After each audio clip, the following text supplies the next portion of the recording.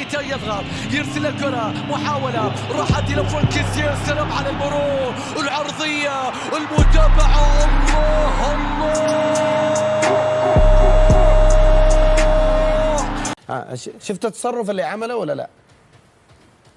الكرة كانت جاهزة كابتن قدامه. اي بس ما شفت في تصرف ولا في شيء. لا شفت التشيب اللي عمله لما شالها من في ظهر بريرا ولا ما دقق فيها؟ لا اتزحلق اللاعب. جيبها خليني اشوفها. نشوفها.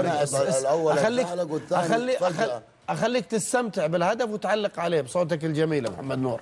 تفضل. لا انا شفت الهدف ما يحتاج. لمسه هذه شايفها؟ ما لمسها والله ما لمسها يا كابتن. المدافع الاتحاد هو اللي حركها عن بريرا. والله هو اللي لمسها. الكرة جات جاهزة.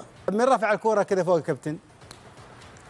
الكرة كيف كانت على الأرض؟ الكرة ماشية على الأرض صح؟ أيوة. كيف ارتفعت؟ أيوة. كيف ارتفعت؟ لمسها كادش. لا لمسها. بقدر ما أمتعنا النجم العالمي الكبير رياض محرز بهدف أنا سميته الأسهل الأصعب.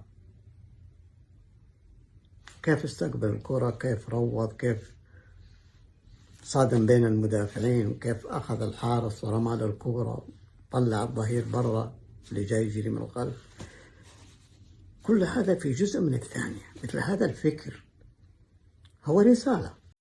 سؤال لمحمد نور في علم المنطق، تقول هدف محرز صدفة. السؤال ماذا لو كان محرز مش موجود في اللقطة؟ وين بتروح الكورة؟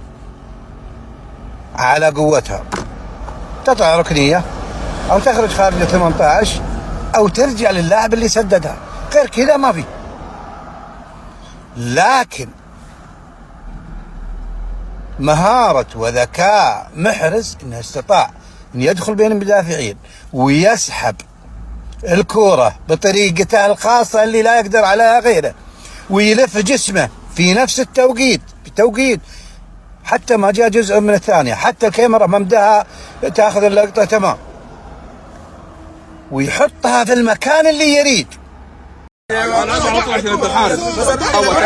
ايوه معلم هو. ايوه زي ما هي كان صدق كذا خارج. والله انا قشة تحت عشان مره تصعب عليك. مين؟ محرز؟ يا اخي كذا والله كذا. يلا انتوا كلكم عليا. انتوا كلكم عليا.